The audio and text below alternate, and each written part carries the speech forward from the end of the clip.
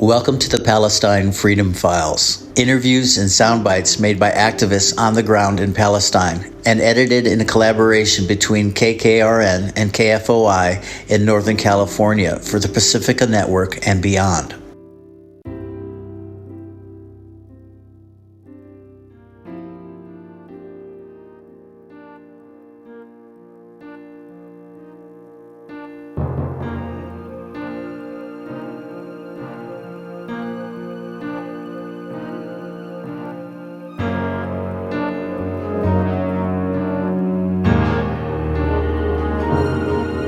When Janelle and I set out to take a protective presence shift, we were in Hebron, a fairly large city. Hebron was just 32 miles from Gaza, and the days before we left the city was flooded. High winds and freezing temperatures and massive amounts of water created chaos, but not nearly the deathly chaos that was happening in Gaza. It's impossible not to be thinking of that constantly under the watchtowers, barbed wire, and patrols of the Israeli Defense Forces that were restricting the city's movements. Children going to school often had to wait an hour, sometimes in pouring rain, going to and coming home from school at an irrationally placed maze-like barricade, complete with automatic weapons, and 19 and 20-year-old soldiers bred to hate. One even looked at both sides of each of my credit cards when my metal RFID protection wallet set off their metal detector. The permanent checkpoint closest to my hotel in Hebron had a robot machine gun mounted along with a half dozen cameras on the approaching side. This checkpoint was only a few hundred feet from a busy roundabout where 3 weeks ago the IDF shot dead a 17-year-old sitting in his car after complying to a stop, and also shot dead the street cleaner that was in the vicinity. Janelle and another foreigner were just feet away when it happened, so they wanted to witness and document, but the IDF pointed their weapons at them and told them to get the hell out. To this day, there has been no explanation why the two were killed. So we shuttled to Bethlehem and bused to Jerusalem, where our ride was meeting to take us to our shift as witnesses. Along the way, our bus passed through a notorious checkpoint that Janelle had been singled out at previously and told to walk rather than allow her American passport to be sufficient to quell what amounts to an ignoramus suspicion. After about an hour, Janelle managed to connect with a friend on her telephone, and the IDF suddenly changed their mind and allowed her to proceed on the next bus to Jerusalem. I myself had been through this checkpoint and witnessed 5 Palestinian women who were told to get off the bus, sent walking back towards Bethlehem, miles away in freeway traffic. I could see it was pretty much random, and once again hatred bred into their decision-making. You can see it, you can feel it. Never did an IDF soldier treat me with respect, regardless of being someone who's forced to pay through my taxes his salary, her salary, uniform, weapons, ammunition, roads, and I have no doubt American funds are cooked in the books to pay for universal health care and education. We had talked about what to do if one of us was held back, but luckily we both made it back onto the bus and arrived soon in Bethlehem, where our ride soon picked us up. I'll call him Jared, and he too is a Jewish activist, close to being of elder age, and also has a master's degree, as well as being studied in many interesting fields, including acting. He was my kind of guy. Jared was very open, the kind of open when one is risking his life anyway. It was my suggestion we leave his name out of this, and he just said, "I appreciate that."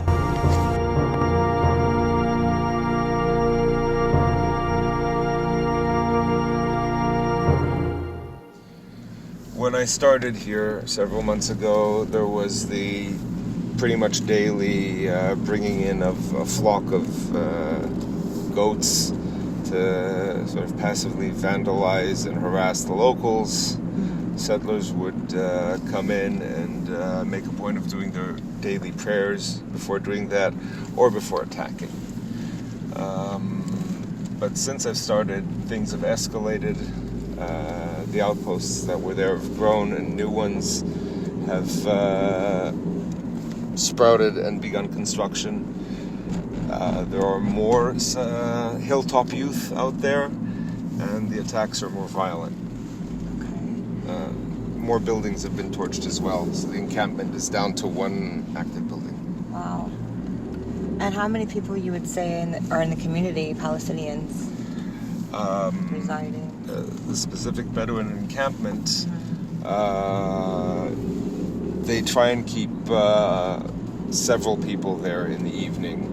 It used to be less, but now they keep a nice amount of people there because they have to. Of course, their families are elsewhere. But I always find every time I try and take some pictures, there's always some baby shoe somewhere or some doll. There's always reminders of how they used to live when they could. And They're somewhat transient. But yeah, these guys have been here for a while, and like I said, they have an arrangement with the town, so they're welcome, but they're being invaded. yeah. Do you think the protective presence helps? I know that we only go where we're invited, of course. A lot of places don't trust the human rights organizations or the Israeli organizations, and a lot of them prefer to try and deal with things on their own or try and keep a low profile. And I know that whenever we're not there, they're always asking when we can come back.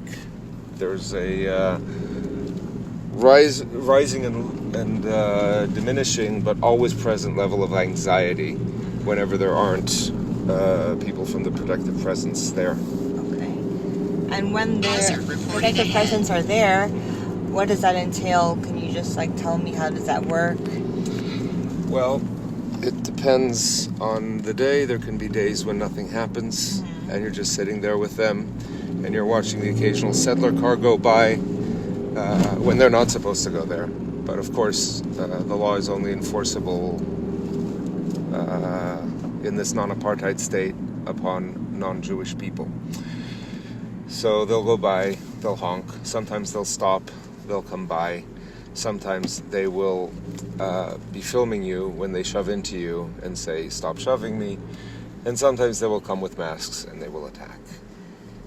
Do you think that having the protective presence is a deterrent to the attacks, or no?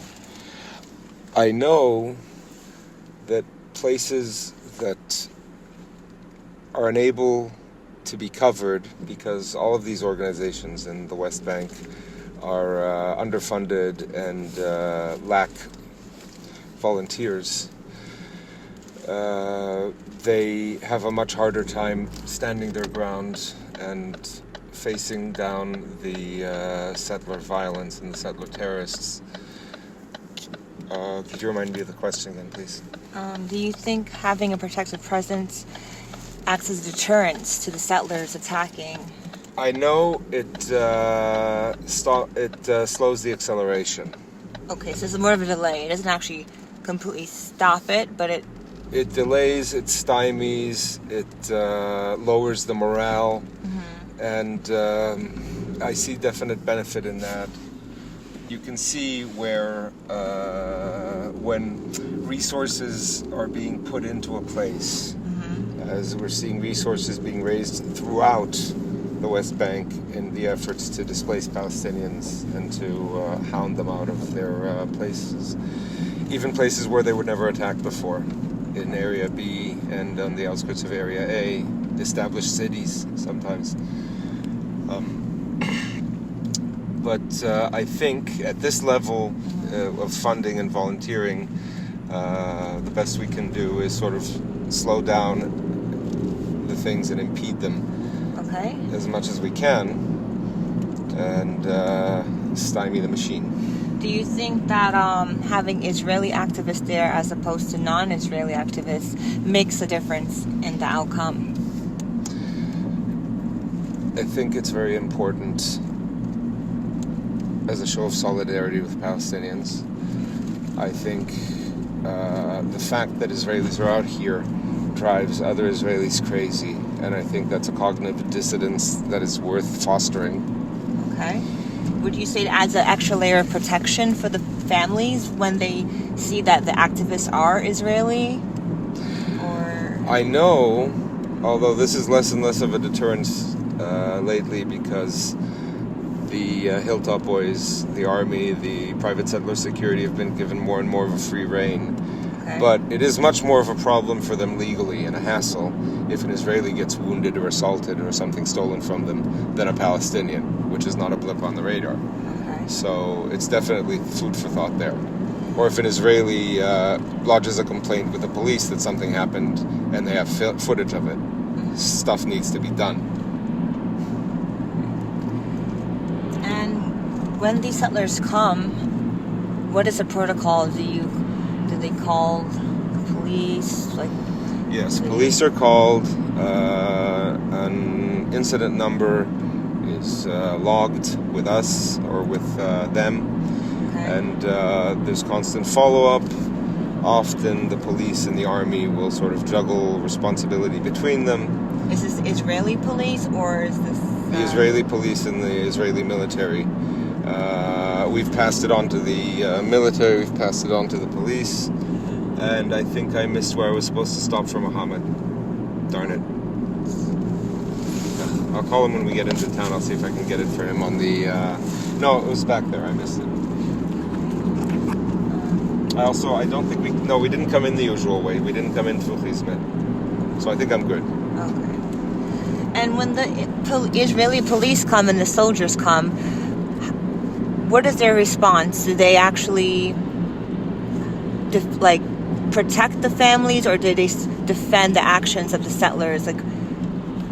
There is no protection. There's a sort of standing down of settlers, although not always. Okay. I've seen another activist assaulted, punched, kicked, and had a rock thrown at him after all of the Hilltop youth were already seated and rounded up. One of them got up, attacked the activist, and sat down again, and was just sort of lightly chided by private settler security. Police and army were on site.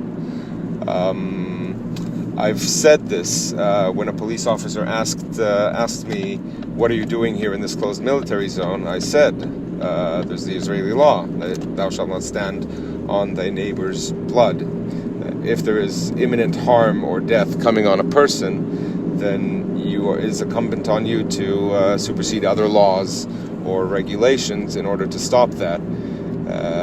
This was an attack by about 15 Hilltop youth. Rocks were thrown, tires were burned. The entire community had to come out, and we were 3 activists there. The cop saw all of this on film, and he heard me say that, and he said, "Well, that's just your interpretation." Wow. That's the general attitude. Yeah. And at some point, it was the claim there, and in other incidents is in that specific village. "Oh, well, there were activists here. Of course the settlers are going to attack. Why were you here? You're a provocation." So it's the what you were wearing of ethnic cleansing, kind of. In the West Bank, which areas would you say experiences some of the most settler violence? And where is the most need for protective presence in your experience? It's in my experience is very limited to this specific area.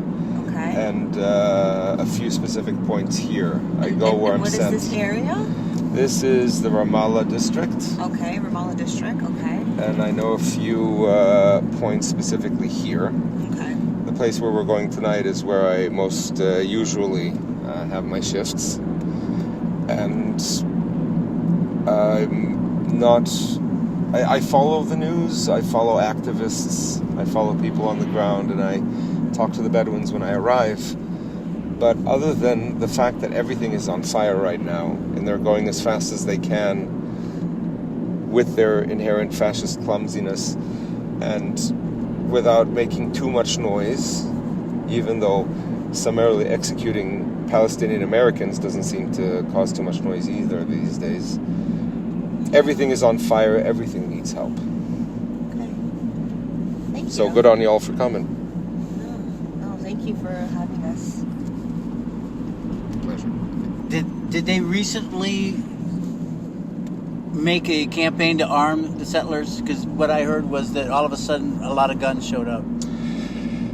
They've always been arming settlers. There was over the last, before October 7th even, Ben Gvir started a campaign to arm more Israelis. If I understand correctly, in America, there's talk about Israel as a model for what we should be doing with our guns. Everybody's trained, everybody knows, everybody's certified, so what's the problem? But now Ben Gvir started handing out guns, quote, like candy, which is starting to cause a statistical rise in them being used in domestic violence, personal disputes, etc. This came along with further arming of settlers, and there was, in the last few months, a lot of ATVs were handed out to private settler security and generally to the settlements. We've seen them come out into the field. And right now, I think there's this scandal going on in Parliament where the opposition is trying to make a demand to find out why 1 billion and something shekels were transferred to, I don't remember if it was religious education or the settlements, but there's tons of money being taken to the settlements as well. Sorry, by the way, we're in Mukhmas. We were? This is Mukhmas town. Okay. Where we entered it like a minute ago. Okay. This is where we're going? This is the town that we're going to go through in order to get to the Bedouin encampment. Okay.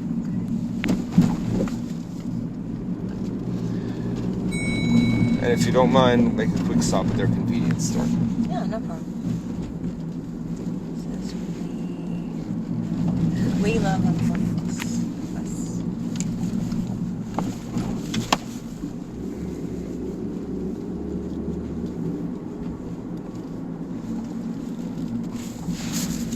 This is a Palestinian town? Yep, this is a Palestinian town. We're in Area B. Area B, okay. Yeah. Israelis are allowed, but the sign outside looks exactly like the red signs they put outside of Area A, where Israelis are forbidden. It's just the text is slightly different, so if you don't look, you wouldn't notice. Funny that.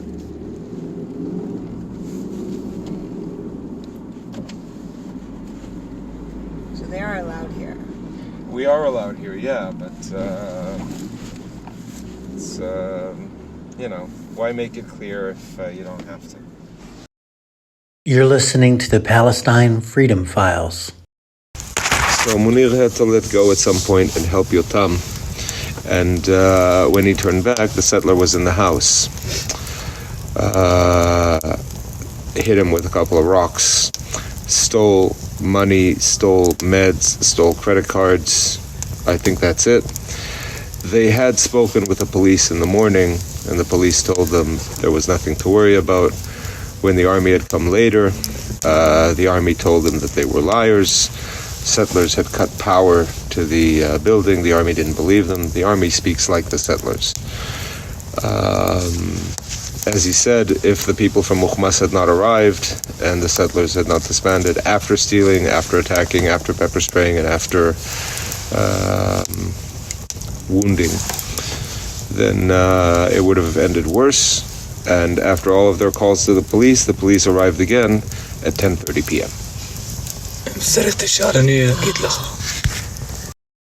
Janelle and I were now in the Bedouin camp alongside a small fire in a rusty metal trough.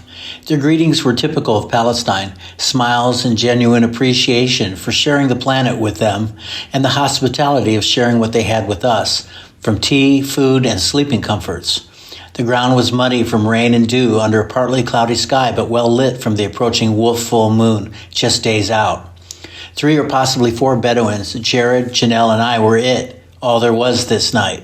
The Bedouins were on lookout, and we were told someone would be up all night on watch, and that when it got late, we could all bunk down in the building that was the site of the violence the day before. That's literally all we had.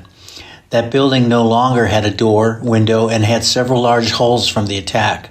There was, however, a wood stove and some electricity from their solar setup, so we could continue to power our devices, and I, at least, had a good signal. Jared continued. Generally, settler security and army and police are in contact with each other Sometimes there will be a commander who rotates in to the IDF battalion that is doing reserves here, and they will be more amenable and will work better and will actually try to enforce some regulations on the settlers as well, but they are very rare. And then they rotate out. And then there seems to be very fortuitous coordination between how settlers attack, and then as the settlers know to leave, then the army or police jeep arrive. Always late. Just after they've cleared out, so nobody needs to be detained. But it's not unusual to detain the victim. Of course not. There will be times, I've seen one where settler security, after a village was pelted with rocks and tires were burned, settler security went looking for people to arrest. Palestinians. אתה רוצה עוד לספר? אמרתי להם מתי מה בשרף. So, on the 5th of October, the other attack, when 9 buildings here were torched, he says that on that night, if there were not volunteers here, then they would have killed them. They had knives, they would have been killed.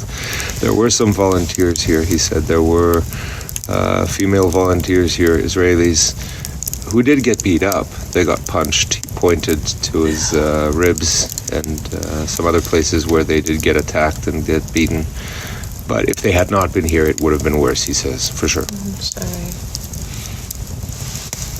Okay. He told me before that when there was that big attack, they had pepper sprayed in the same way. He told me that with a smile. He said, here they came, they did the same thing again. I'm still here. I'm not leaving. So there's been 2 big attacks, yesterday and then a couple months ago. אז הוא שואל, היה שתי התקפות גדולות, אתמול ובאוקטובר. מה זה? יותר מ-20 יותר. There have been more than 20 large-scale settler attacks at this village.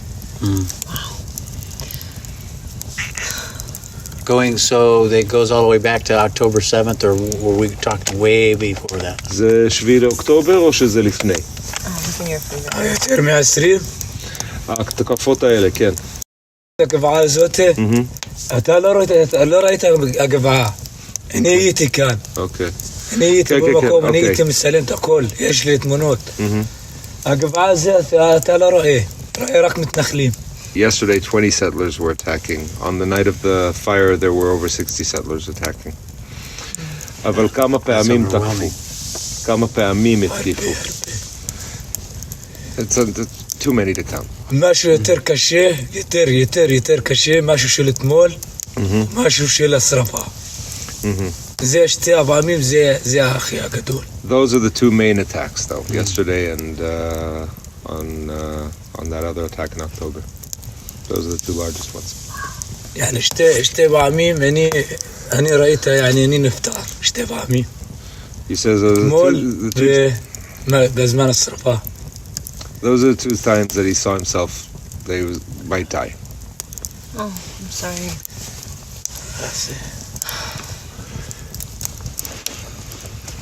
So we need to definitely get more volunteers here. Yeah, find more people. Yeah. You're listening to the Palestine Freedom Files. He wants to, it's important for him to say that the Palestinian government has not helped them either. With these houses, with all of this, they have not helped them. I know this because I live here, but this is like NGOs and local organizations and people helping each other. But they are very frustrated with the Palestinian Authority, at best. And that's the way that most of the outside world understands it, too, that the Palestinian Authority is kind of like Israel's bitch. Maybe that's going too far, but... No. I mean, I wouldn't say that that's off completely or at all. But Palestinian Authority as a body was supposed to exist for 2 years.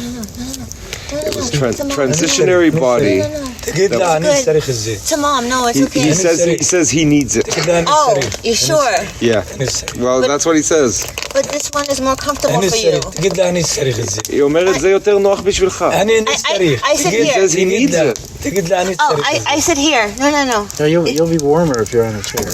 But it's not comfortable for him. تقول له تنوح. It's, He says rest. oh, so bad. Here, bring it to where you're warm now. Bring it down there. I was just trying to bring it closer. I didn't want to. I think I'm on. Yeah, we're running. Yeah, so it's... شو صار؟ خلاص بسيط. لا. We're good.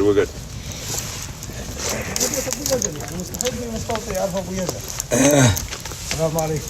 وعليكم سلام. السلام. يا من.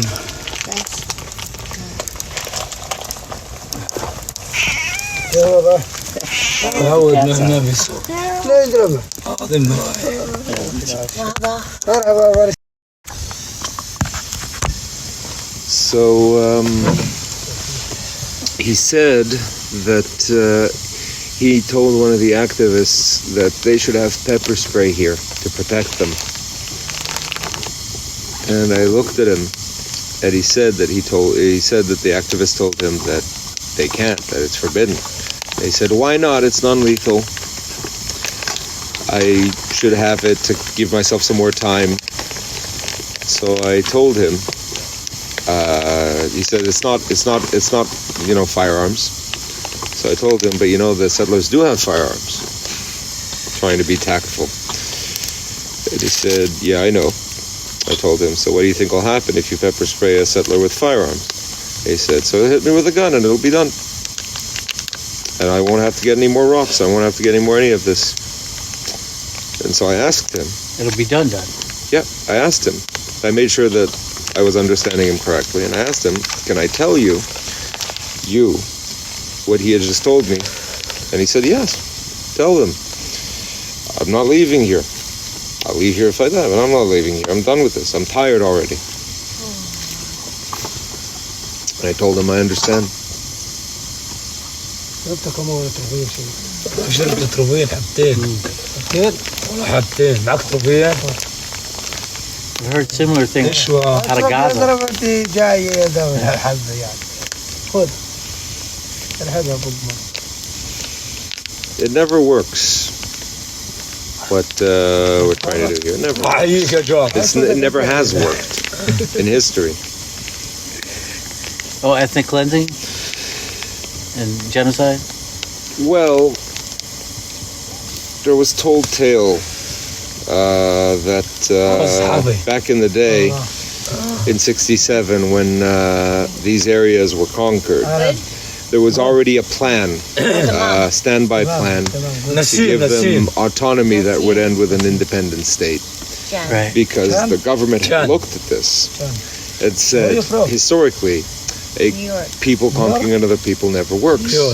And it causes strife, and in the end it causes chaos and bloodshed. And the first stages of the plan were supposed to be, quote-unquote, Gaza and Jericho first. Just like it ended up being in the Oslo Accords. According to the story, the plan never came through because King Hussein, King Abdallah's father, the King of Jordan, caught wind of it, and even though there were no diplomatic relations, he sent a secret communique saying, if you do this, then the next day I'm going to open up all out war with you. Because demographically, at the time at least, Jordan was 70% Palestinian. So he would have a big problem if that happened. So, at least according to the story, that's why that didn't happen until Oslo. Now, to the previous point, the Palestinian Authority was only supposed to exist as a transitory body for 2 years and then become an actual working government. It wasn't built to last this long, which means that it's much easier to become corrupt. And the way it is, basically, working for quick and short-term interests and just to maintain status quos under the thumb of greater powers. It's not built to do anything greater than that. Never was.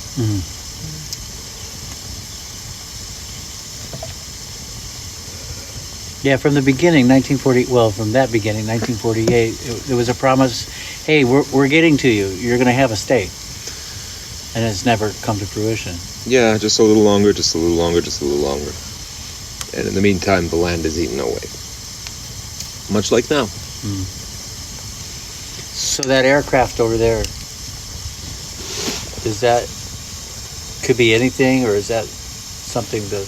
There's regular aircraft that comes over here and you can hear. This is Israel. There's regular aircraft. Okay. It's small, and also the army is basically like most of the country.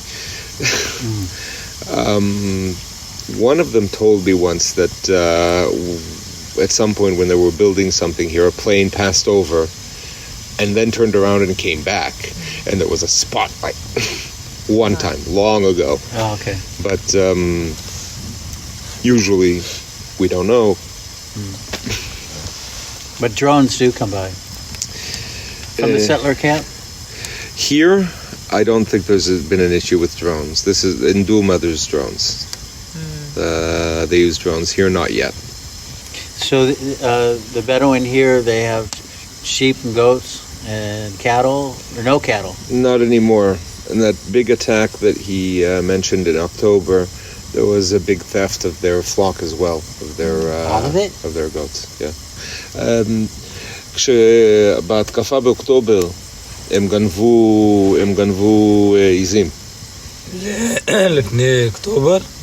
מתי הם גנבו עיזים? בזמן של השרפה. כן, בזמן של השרפה. חודשיים, שלוש חודשים. אז הם גנבו את כל העיזים? כבשים, כן. The kvasim, they stole all the sheep. Yeah, I remember this now. They stole all the sheep, and sometimes when they bring the flock over, we will take pictures of the numbers on their tags, and then lodge complaints or lodge reports. And if they're not the proper registered ones, then they will. There may be trouble for them and hassles for them with that. So there was extra logging after that incident. Where the settlers get in a little bit of trouble. Where the settlers could get into trouble for having animals that they haven't registered. But not for animals. stolen, just animals that aren't registered. I don't follow the legal parts of Yeah. it. I don't get involved in that. I try and keep my name out of those because this is not really a democracy. Yeah, does Israel have a constitution? We have a Declaration of Independence, which was supposed to serve as a temporary placeholder for a constitution to be written in the future, once the state of emergency of Israel's founding ends. However, it's been extended forever, so we never got around to it. Funny that. So there's nothing like a Bill of Rights where... Yeah. There's those... Mom? Okay, so there's those no to mom. basic laws, they're in called, Yeah. that are In pain? sort of provisional until a constitution is written. Sorry. Okay. That are supposed to, foundationally set human rights and Tear gas. basic, all of that And stuff. is all that squashable under we're under emergency powers kind of thing right now? So even though you have the rights... It always has been squashable, and it always has been squashed, because everybody has a blind spot for Arabs, non-Jews, and depending on when you're talking about in Israeli history, certain kinds of Jews. Can you set the story straight on what's flashing around the whole world right now on Instagram, and that is the word goyim? That basically means somebody who isn't Jewish, a Gentile. That's all it means. Anything else depends. It's not a derogatory term, or? Depends on who's using it and how they're using it. There are Israelis and Jews who will use it in a derogatory way, but many communities have things about marrying outside of your creed, or dealing with people outside of the community or whatever. Yeah. So you can chalk it up to that, and you can chalk it up to uglier stuff, depending on who you're talking to. Okay. There are white supremacists who will call themselves that. They're using it in a different way. They'll call their podcasts that. They're using it that same way. I haven't heard that. The daily show up people will use it in that way. שאלתهم מתי אנחנו יכולים נשן כמו אנשים? שאלת. מתי אנחנו יכולים מה כמו אנשים? נשן. לישון כאילו? כן, כן. When can we sleep like people? What? When will we be able to sleep like people? אנחנו נשנים והנעליים שלנו. We sleep in our shoes. Yeah, I do that when I'm on shift too. Right. That'd be Well, a, sorry. I was Maybe going to say that'd be a good poem name, right, or something. Can you translate to him and tell him that, like, the world we stand with Palestine, and honestly, like, a lot of people are just willing to sacrifice their life for this cause. היא אומרת, אנחנו עומדים עם פלסטין, עומדים איתכם. הרבה אנשים מוכנים לתת את החיים שלהם. לא הבנתי. מוכנים למות. באמת, לא, באמת, תודה לכם. אנחנו יודעים בזה. תגיד לו, אנחנו וואלה יודעים בזה. Thank you, we know. Thank you. So the one state, when Palestinians say from the river to the sea, Palestine will be free, a lot of times that is misconstrued from what I hear from the Palestinians, which means all people will be living together under one state, like before 1948. And is that how you see it? Well, there's a battle for narrative going on right now where people are trying to co-opt each other's slogans, and each other's platforms, and trying to recoin each other's terminology because everything is sound bites today. I can't tell you what anybody else means. I do know that historically, Arabs and Jews have not had beef. This is narrative. This is Zionist movement narrative. And I say this as a son of Zionists, raised in a Zionist home, then gone on to study history and learned about the languages of Jews that have been driven to extinction by the Jewish state. When Jews lived in Morocco and Algeria and Tunisia, and we know about languages like Yiddish and Ladino, which are sort of like half Hebrew, half German, or half Hebrew, half Spanish. But all those other communities had their own half Hebrew, half Moroccan, half Hebrew, half Algerian dialects as well. And as soon as they moved here, no, you have to speak Hebrew. They were the lower Jews at the time. Every new immigration brought with it those that were sort of ostracized and shoved to the side and put in shitty homes, and relegated to that sort of like lower status. You can find, if you know how to look, you can find people documenting their grandmas still speaking this language so that it won't be lost on YouTube. So I don't really see, and a lot of Palestinian activists that I've heard don't really see a problem with if there's one state here that Jews and Arabs just have equal rights. I think that's the issue here, because that hasn't been the state since the founding of the state. Quite the reverse. You're listening to the Palestine Freedom Files. Israel is falling. It's just a question of the speed of the decline. Everything.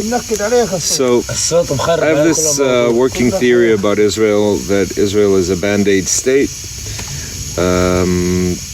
When it was founded, and then the war immediately began, no matter how you say, no matter who says how it started and who started it, there wasn't really that much of working army and artillery and whatnot, according to all the tales. So everybody had to sort of like get stuff together and work with what they had. And so, put a band-aid on it, spit, whatever, get it working. And that's how the country worked for several decades. But then when the country got rich, everybody continued with that, it's fine kind of mentality. It'll be fine. Yeah, we'll get it working. Just, I know somebody. I know a guy. Put two things together. Forget about it. We'll take care of it. And that's how it runs to this day. Everything. That's the IDF. That's the Israeli government. Everything. That's the mentality here. But with this front drama of an illusion that's being projected that it's absolutely the best of the world. Is that right? Or? So, Steve Jobs, when he did his famous presentation, I think it was the iPod, and he told that his usual procedure was, this is what I want, and this is the date I want it, and then he'd drive his engineers with crunch to make it work somehow, and people would kill themselves to make it work. For the presentation, it didn't work. He had a screen, and he timed his things along with the video that was running on that screen. Yeah, wow. It wasn't a thing. And sort of, it'll be fine. Yeah, I know a guy. We'll make it work. You guys better have it ready by deadline. Do you think that It's the same, it's a similar sort of like thing, only that's a different pathology than Israeli pathology. The result is the same. As long as it looks fine and it works, it'll be fine. We'll take care of it next quarter. do you think that was exposed in the June barrage between Iran and Israel when the Iron Dome kind of failed? I think that is one of many things. So, yeah, I think that's part of it. I think that the Iron Dome was very effective for the things that had been, but there was no forward thinking, which was something that for a while Israel couldn't afford not to do. And then Israel got lazy and sloppy, which was predicted by a lot of people. Back to the Yom Kippur War, which was the first one of our failures of this kind. And that's not the only place that you can see it as well. Everything is sort of like falling to more and more of these sort of like extended challenges as Netanyahu and his coalition of extremists and sycophants are stretching everything that was built further and further.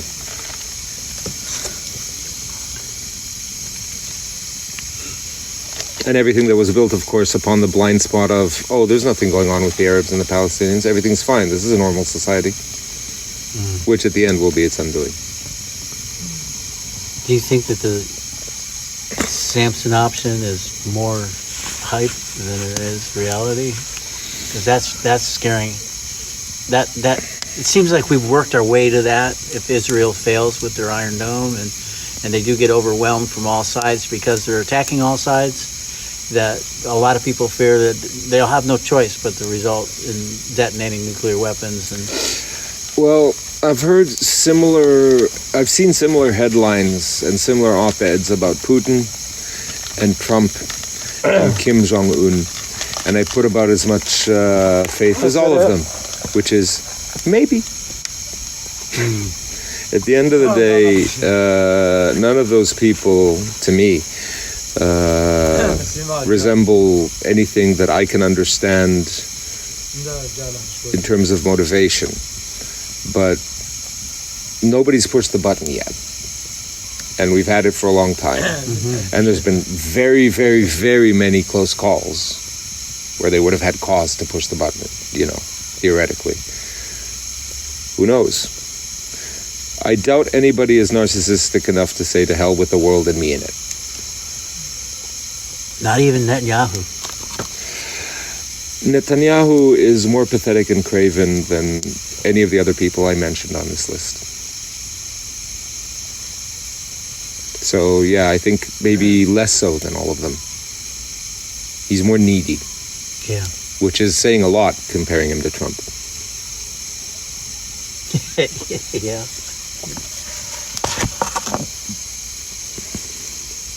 Yeah, Trump's base is really completely divided and falling, but he just doesn't seem to care. And did you see the leaked Kushner plans for the AI Gaza, the super city? Is that what are we talking about? Okay, this just came out. I just got it this morning. I don't know how long ago it was. But Kushner has a $110 billion plan, of which the U.S. would pay $60 billion, that creates an AI super city out of Gaza, where everything is run by the highest of technology. And somebody pointed out really quick that nothing in the plan is there that has anything to do with the returning of the Gazans. They're like, we're going to remove you, we're going to build this, and then you're going to come back. It would be the promise, but the actual blueprint itself doesn't show that. I don't know any more than that because it's one of those quick, short YouTube things, but it does appear that Kushner's files got leaked. Well, did you heard about the Israel recognizing Somaliland? Yes? Yeah. And Somaliland agreeing to take 1.5 million displaced Palestinians from Gaza. They're not going to give them back.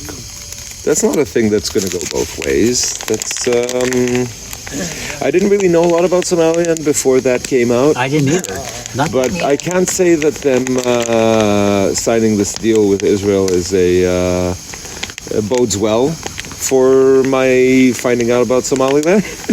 And I think the only reason anybody would have to sign any sort of new agreement with Israel now would be weapons, because there's definitely no PR in it.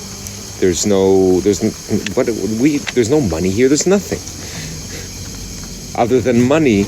Other than weapons tested on Gazans. So, I mean, but then again, I'm no expert on that. However, all of these things together and everything else that the Trump administration has done so far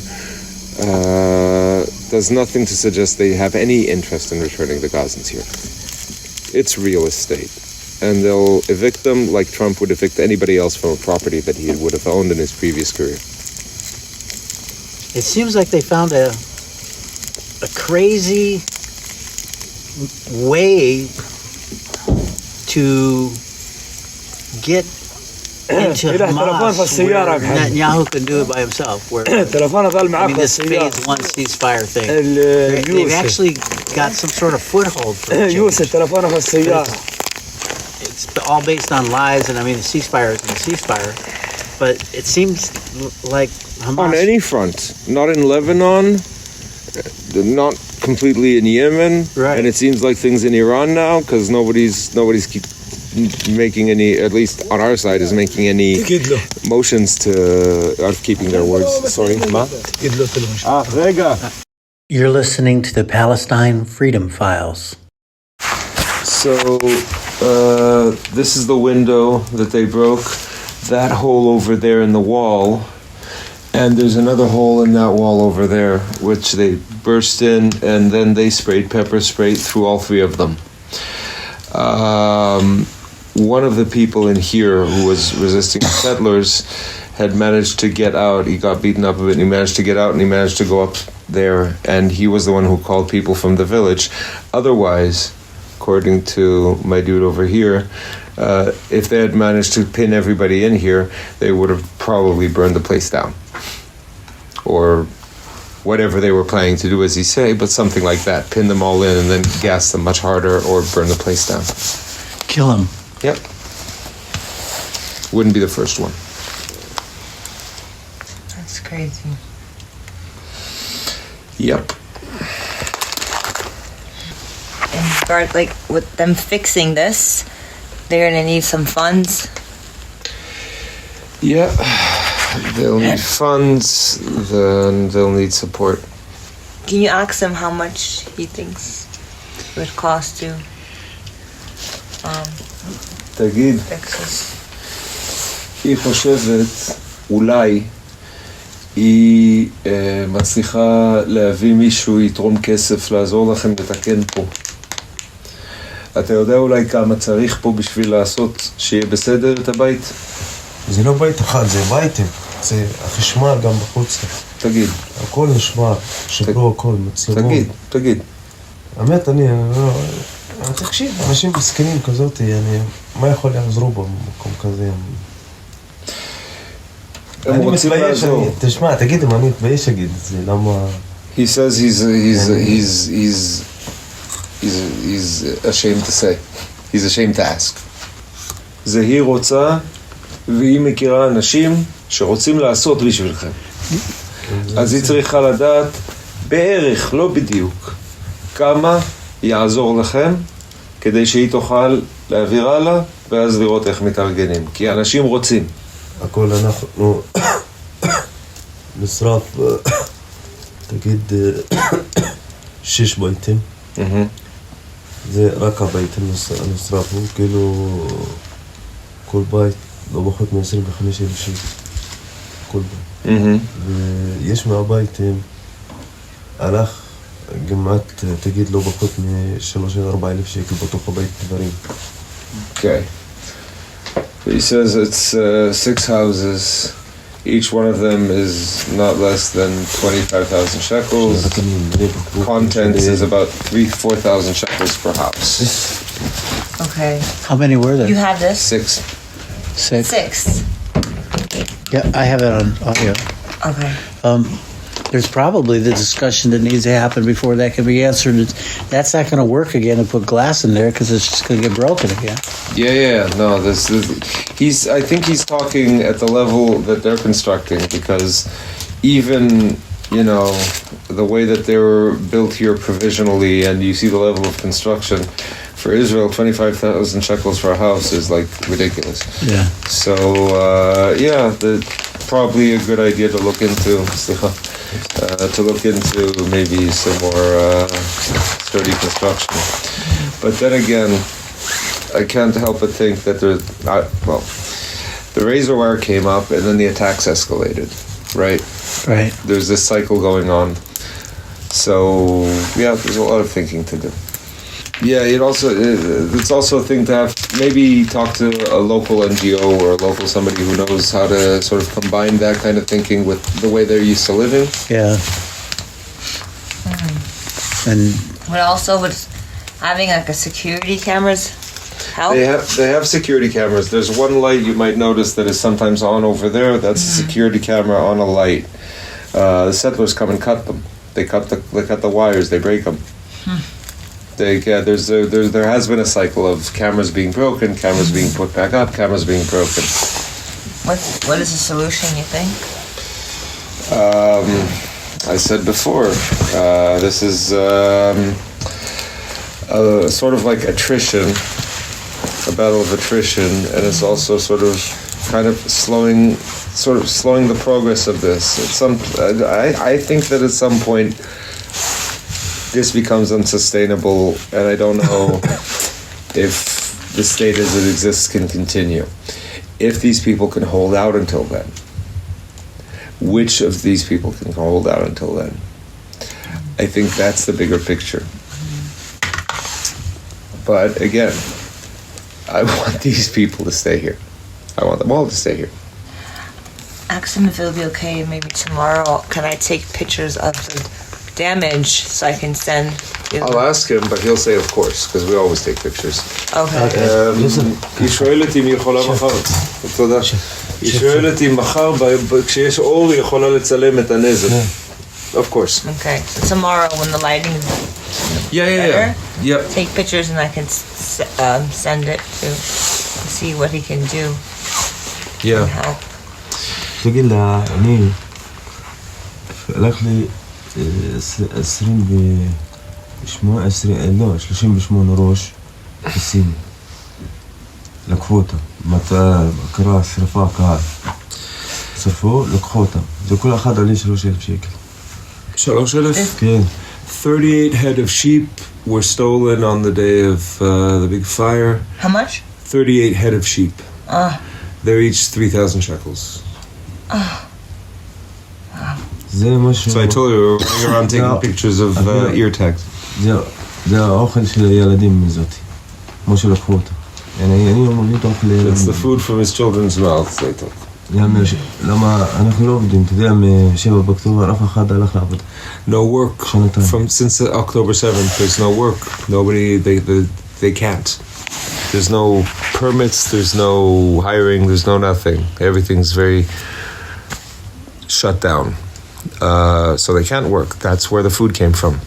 So since then, nothing. This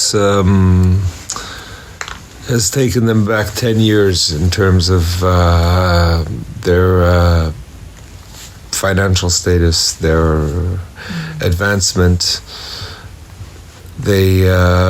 everything, the way they live, what they have, their ability to provide. it's taken them 10 years back, he said. Nothing. Their avenues of revenue, their ways to make money, the way to feed their kids. And they do most of their dealings in cash, Bedouins. So they keep it in the house. When they set it on fire, if they don't bother to steal beforehand, if they set it on fire, then that goes. He lost 10,000 shekels cash when his house went up. Oh. I'm so sorry. يعني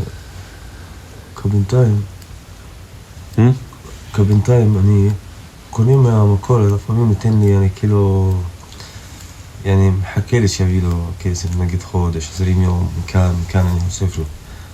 מכיר את הבמבז של הילד. הבמבז של הילד. כן. כאילו אני לוקח אותו, אגיד לו יום, אין לי, עוד שבוע, שבועיים אני מביא. לפעמים אין לי יביא לילדה קטנה, הבמבז. תמיד אני מתבייש מאשתי מתי אני חוזר לבית, אין לי. מה יגיד? אין לי יביא לילדה. חלב, לפעמים אין לי יביא חלב לילדה. בסוף, אני מתבייש שאני מדבר את משהו כזה, אבל יש יותר מזה. Yeah. At the stores in town, at the store in town, they'll open up a tab, and they'll pay, like not now, next week, in a couple of weeks. I'll send, and at some point, he doesn't know where he'll bring the money to bring food for the kids. And he's ashamed to talk about it, but I guess it's more important that people know what's going on. There's no need to feel shame. Who should feel shame are the people that did this. They're the ones that should feel shame. I used to live in improvised housing, but it's for them like villas. And now they can't have one of these stoves where the kids live because it's basically nylon. They'll suffocate. Because they can't, the kid has to be bundled in blankets like those. In the winter, it's like a fridge. In the summer, it's like a stove in there. And I was telling him what you said, that he shouldn't be ashamed. They should be ashamed. He's fine. They're the ones that brought the situation about. It's not his fault. But I guess he can't not feel some responsibility for what his family is going through.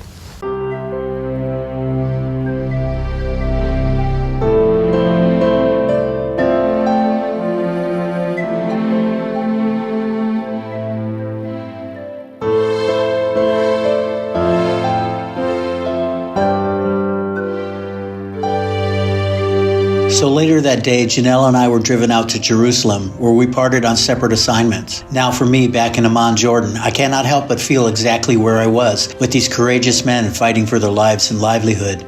I cannot help but feel my own shame as an American, solidly responsible for what is happening here. My government is not the beacon of freedom, not the beacon of justice or even honesty. America is funding this. America is funding those settlers who don't even have to work, have virtually a subsidized existence to kill and steal. This day I'm confronted with the news stream pouring out around the world. Donald Trump and his oppressive dictatorship has overthrown the country of Venezuela for oil and the rich resources like lithium. Enough Americans bought into his lies about fentanyl coming from Venezuela that they traded their weak and non-existent Christianity for yet another wave of satanic actions. Jesus' words come to mind. You know them by their works. Everywhere I go abroad, people express to me how they can plainly see America is not what American propaganda says it is. They express to me their disappointment, and I can easily see their pain. The pain inflicted upon the children of Gaza, the loving, God-faithful people of Palestine, the ones who love Jesus more than America. You know them by their works. This show was produced by Mauro Martins de Oliveira and Janelle Da Silva. Background music by Love to Bleed. You have been listening to the Palestine Freedom Files.